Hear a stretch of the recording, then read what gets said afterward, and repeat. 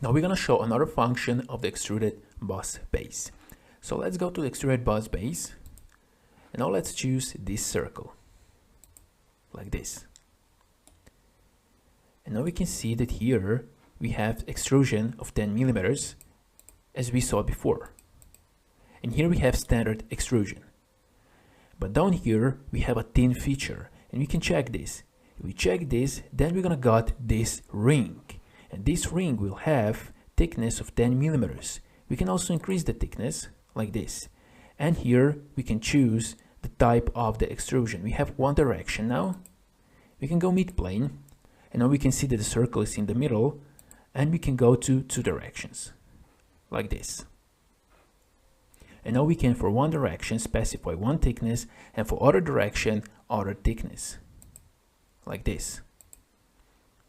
Or we can increase this thickness. So we got this ring. So this is also a possibility that we have thin feature that you can use in SOLIDWORKS. Let's check this and let's click OK. Now let's go to the features, Extruded Boss base again, and now let's choose this sketch here.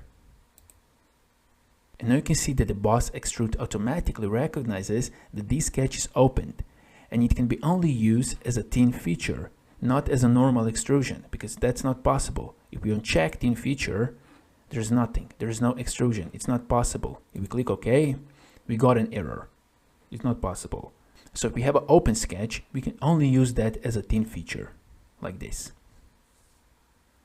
We can go, for example, mid-plane. We can increase the thickness, and we can click OK. And now this is the result.